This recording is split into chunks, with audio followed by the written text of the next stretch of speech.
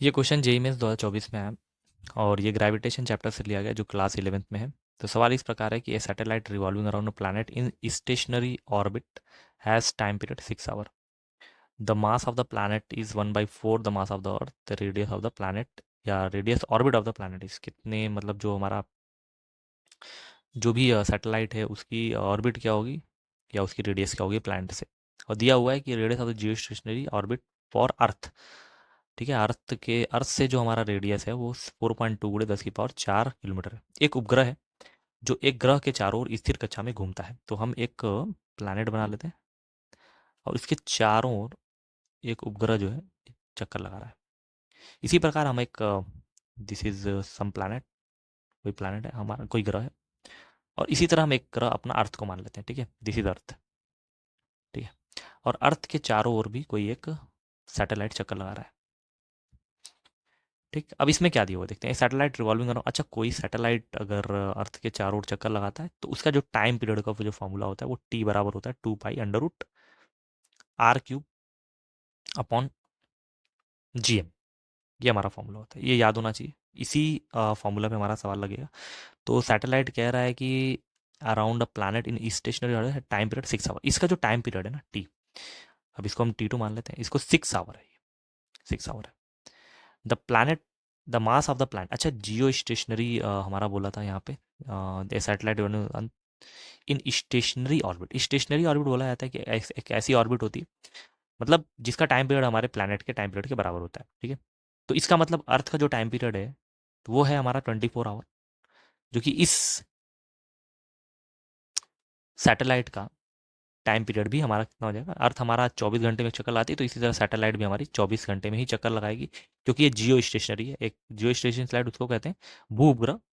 तो ऐसा भू स्थिर कक्षा या भू उपग्रह ऐसा उपग्रह होता है जिसकी टाइम पीरियड अर्थ के टाइम पीरियड के बराबर होती है। क्योंकि अगर अर्थ जितने वेलोसिटी या जितने टाइम पीरियड से घूमेगा, अगर सैटेलाइट भी उतने टाइम पीरियड से घूमेगा, तो ये कभी भी इसकी जो डिस्टेंस है अर्थ से वो चेंज नहीं होगी, या उसका जो रेस्पेक्टिव डिस्टेंस है वो अभी कभी चेंज नहीं होगा। ठीक है, हमेशा इसके ऊपर रहेगा, इस वाले पॉइंट के ही ऊपर रहेगा। तो इसका टाइम पीरियड कितना हो गया, 24 घंटा। अब क्या बोल रहा है, the mass of the planet is 1/4 of the mass of the अर्थ। इसका जो मास है m2 वो m/4 है। ठीक है, हमने m1 को m मान लिया, मतलब मास of the earth is m, तो मास of the planet is m/4। ठीक है, और क्या बोल रहा है, the radius of the Jio stationery orbit. इसकी जो रेडियस है r1 की वैल्यू वो है 4.2 × 10⁴। ठीक है, हम यहाँ से जो डिस्टेंस है ना उसको हम r मानी है। ठीक है, स्मॉल r लिख लेते हैं, r1। ठीक है, और इसकी जो r2 है वो हमको बतानी है। ठीक है, व्हाट इज r2, r2 की वैल्यू क्या है। सबसे पहले समझते हैं कि यहाँ पे क्या चीज़ समानुपाती है। तो t जो है डायरेक्टली प्रोपोर्शनल हो गया √r³/m। रीज़न ये है कि 2 पाई कांस्टेंट है, जी कांस्टेंट है। ठीक है, तो ये हमारा हो गया। अब T1/T2 यहाँ से निकाला है, अगर दो चीज़ों के लिए निकालना है, T1/T2 is equal to under root r, तो समानुपाती है तो R1/R2 हो जाएगा का होल क्यूब। ये विद को अनुपाती है तो M2/M1 हो जाएगा। अब यहाँ पे अपनी वैल्यू को पुट कर देते हैं, जो आर टी जो भी था। व्हाट इज T2, T2 6 है और T1 कितना है, 24 है। 24/6 is equal to what is R1/R2। अगर यहाँ से, अच्छा R1/R2 तो पता ही नहीं, R1 का क्यूब रख देते हैं और R2 का भी क्यूब रख देते हैं, बाद में इसको कर लिया जाएगा,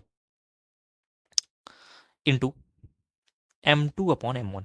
व्हाट इज M2, M2 है m/4 और M1 है m से m कट जाएगा, 4 बचेगा। ये काट देते हैं, 6 से 4 बचेगा, स्क्वायर कर देते हैं ताकि हमारा जो है अंडर रूट खत्म हो जाए। 4 का स्क्वायर 16, तो R1/R2 का होल क्यूब इंटू 1/4। ठीक है, 4 से मल्टीप्लाई करते हैं, 16 चौको 64 हो जाएगा। तो 64 इज इक्वल टू R1/R2 का होल क्यूब। अगर इसका क्यूब रूट खत्म करना है, मतलब इसका क्यूब खत्म करना है, तो R1/R2 की वैल्यू कितनी हो जाएगी, R1/R2 की वैल्यू हो जाएगी 4, क्योंकि ये 4 का क्यूब था।